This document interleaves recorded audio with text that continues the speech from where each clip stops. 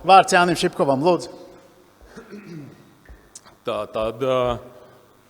Tādai pilsētai kā Rēzekne gada tēriņi ir aptuveni 64 miljoni eiro. Ja. 4% no tā aiziet apsildīšanai, apgaismošanai tajos objektos, kurus pārvalda pati pašvaldība. Ja. Un tas ir apmēram 2,5 miljoni eiro. Un tas cilvēka resurss, kurš ir iesaistīts šīs te enerģijas apsaimniekošanā, ja, vadīšanā, ir viens cilvēks vai puscilvēks. Ja. Es runāju, zinot, kā šie procesi notiek 25 pašvaldībās, ja, līdz kaulam. Es esmu līdz kaulam izgājis cauri 25 pašvaldībām. Un tad citās tas viens cilvēks ir, vai puscilvēks pagrabā sēž, tāds zābakos. Liepājā viņš sēž 3 durvis blakus mēram, un ja kaut ko vajag, viņš var izdabūt, izsist. Ja? Visādas jautājumus. Tā situācija ir ļoti, ļoti dažāda. Plus mēs arī redzam, ja izglītības ministrija salika visās skolās sensors, kuros mēs varam ieiet, paskatīties, cik ir grādi skolās. Ja. Un tur arī ļoti interesanti ir tajās 25, tad mēs sēžam un runājam, es saku, es tur paskatījos, es redzu, viens objekts ir ļoti labi regulējās apkure. Ko jūs tur darat? Viņi piesargst, saka, tur ir krāsnis.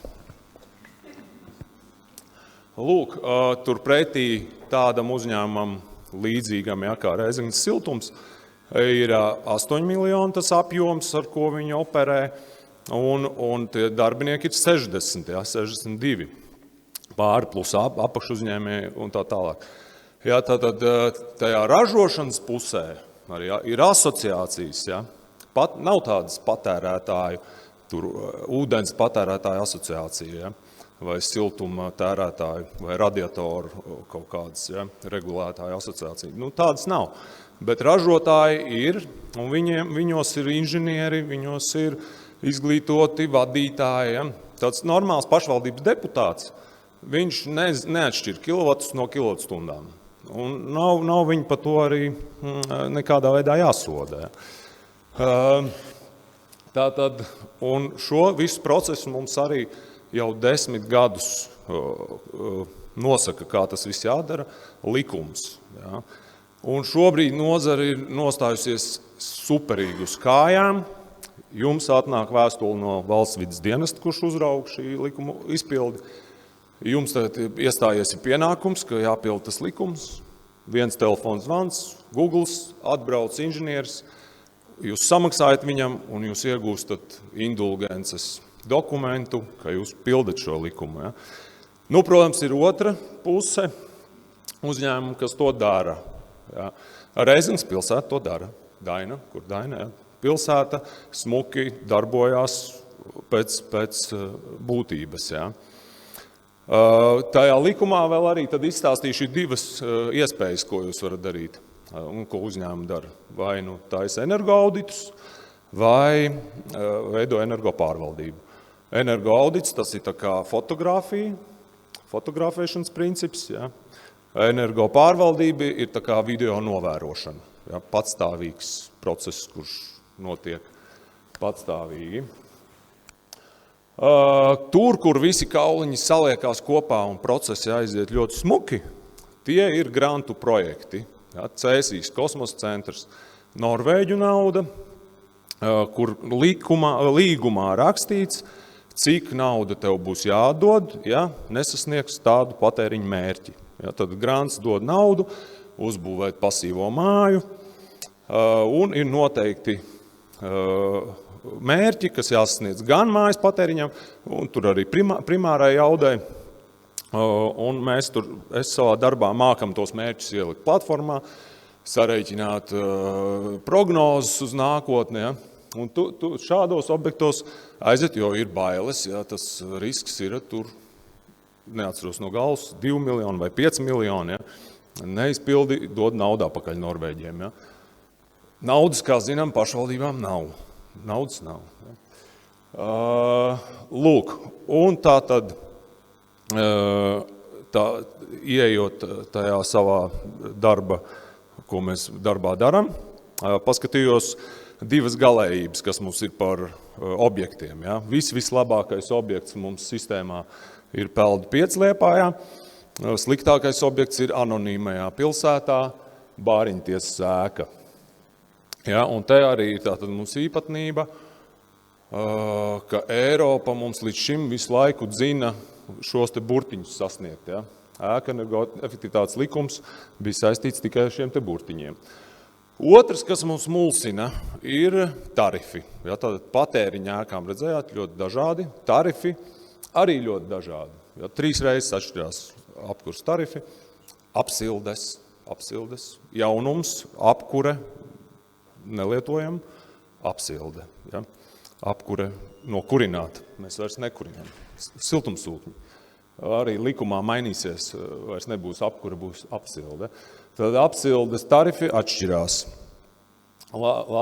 Mazākais tarifs Jumpravā, lielākais Penčos. Tad skatāmies 1 kvadrātmetru gadā apsildīt Liepājā vai tajā anonīmajā pilsētā, ja gadā. Ja? Tātad, ja gadā šī te labā Liepājas māja mums ir Jumpravā, tas ir €18. Ja viņa ir Penčos, €3,5. Ja tā Bāriņtiesa mums nonāk Penčos, ja, Jumpravā nonāk, tad tas būs €24 gadā. Penčos noliekam to Bāriņtiesu €64 gadā. 1 kvadrātmetrs pamaz dzīvo, tad es uzskaitļoju 100 kvadrātmetriem. Ja? Un pieņemsim, ka tas ir dzīvoklis. Tātad 100 kvadrātmetru dzīvoklis labākajā ēkā, kas man ir sistēmā, ja? Un ar mazāko tarifu būtu jāmaksā €118 gadā par visu šī dzīvokļa apsildi. Ja? Un ja tas dzīvoklis mums būtu vissliktākajā, visdārgākajā apsildes Penčos, ja? Tad €300 gadā uztvērāt. Ja? Un atkal tā Bāriņtiesa, vienalga, kur mēs viņu noliekam, tāpat daudz naudas. Ja? Varbūt super zemākais tarifs vai super lielākais tarifs, baigie 1000. Uz ko es to, protams, velku, ka jo mums ir labāka ēka, jo mēs esam vairāk atbrīvoti no visiem likstām, kas saistās ar Covid laika kaut kādiem cenu kāpumiem. Kas mums tagad būs šoziem? Ja? Visi klusē. Mana prognoze ir, ka elektrība būs dārga, gāzes apkure būs ļoti dārga. Bet varbūt nebūs. Bet visticamāk, ka būs. Lūk, un tā tad Eiropas Savienība beidzot, tātad, kas notika?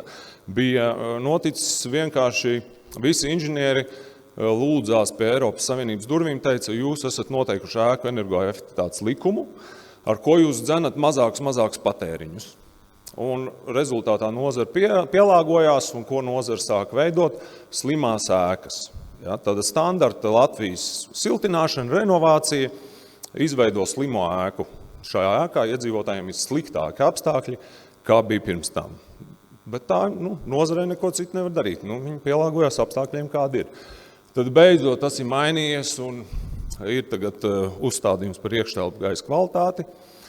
Tas iet iekšā likumos, diemžēl nebūs centrāls likums visām valstīm, katra valsts viņu interpretēs pa savam,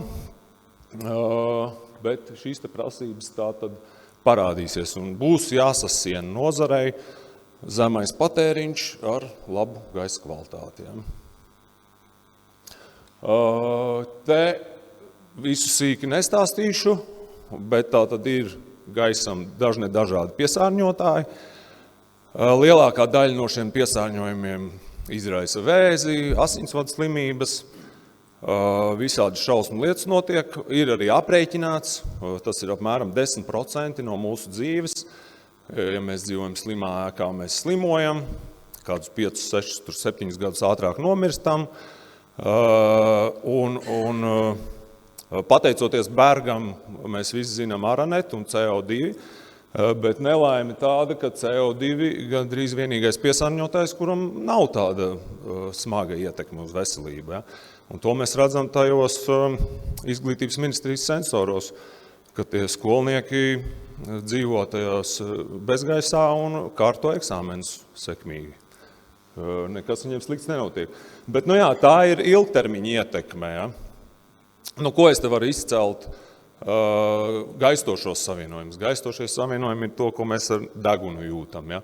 Iesmaržojam jauna, tikko izremontēta telpa, smaržo jauna mašīna, smaržo pēc jaunas mašīnas. Ja? Tie gaistošie savienojumi. Bet tie atkal ir 10 000 gabali un tos nevar nomērīt. Ja jūs gribat būt miljonārs, miljardieris, izgudrojiet gaistošo savienojumu sensoru, tā kā mūsu deguns. Jūs būsiet miljardieris. Ja? Neeksistē pasaulē tādi sensori, ja? Jo tur ir 10 000 apmēram savienojumi. To varētu nomērīt ar kādiem 3000 sensoriem. Varbūt 2000. Ja? Bet 2000 sensori jāieliek vienā korpusā. Ja? Tas tad ir vesela laboratorija. Lūk, un tad vēl atstāšu šo te par cik nākamā dienā, un nākamās cēliens mums ir par dzīvokļiem. Dāņu pieeja, ja, jo šī slimo ēku, kā mēs taisam slimās ēkas, mēs uztaisam sliktu māju un liekam cilvēkiem maksāt par siltumu, cik viņi tērē. Rezultātā viņš dara labu darbu, visu aizlīmē ciet, caurums sienā, pūš augstu gaisu iekšā, nevajag aizlīmē ciet, skaita mazāk, lieliski. Ja. Savukārt Dāņi, kur tādu bija uztaisījuši pieeju, pagooglēt pēc tam, ka cilvēks maksā mazāk, ja viņš dzīvo komfortā. Ja? Labs CO2, normāla tāda temperatūra, normāls mitrums, viņš nebojā mājas konstrukcijas, sevi nebojā, ja? Hasanam Abu Merī vieglāk, mazāk jāmaksā. Mums, diemžēl, ir otrādāk. Un tad es vēl atstāšu šos te ekonomikas ministrijas standarta projektus, 602. sērijas 316. Hruščovkas. Reizekne ir Hruščovkas. 602. laikam nav. 9 stāvens. Lūk, tad ekonomikas ministrija, šie ir labi projekti. Vismaz tas, kas attiecās uz to telpu kvalitāti. Es neesmu tāds eksperts par konstrukcijām, es nezinu, ko viņi tur ir sazīmējuši par konstrukcijām, bet tur ir gatavs projekts Hruščovkai, kā viņu uztaisīt par smartčovku. Ja? Igauņiem tāds ir. Un pa ventilāciju, tur ir pasakaini tā igauņu kopija nokopēta, un man tas ļoti patīk. Ja? Tā pieeja, tā kāda tur ir. Tā kā kopējam kādu labu lietu, ko izdarījusi ministrija. Lūk, tātad mans darbs ir strādāt ar datiem. Es, ko te visu jums stāstīju, neizgudroju no savas galvas. Es ar šo te nodarbojos jau 20 pāri gadus. Pētu gan patēriņa datus, gan kvalitātes datus, arī ražošanā. Ja. Cik enerģiju iztērē, ko mēs iegūstam. Sekojiet enerģijas plūsmām. Ja? Viss, kas notiek pasaulē, notiek kopā ar enerģiju. Ja? Trūkst enerģija, iekāpjam tankā, paņemam enerģiju. Latvija netērē tik daudz un nav arī tanku. Ja? Tā kā to, ko mēs katrs varam izdarīt, tērēt pēc iespējas mazāk enerģiju, saglabājot savu komfortu. Un tādā veidā mēs tad varam būt tā stiprā valsts. Ja?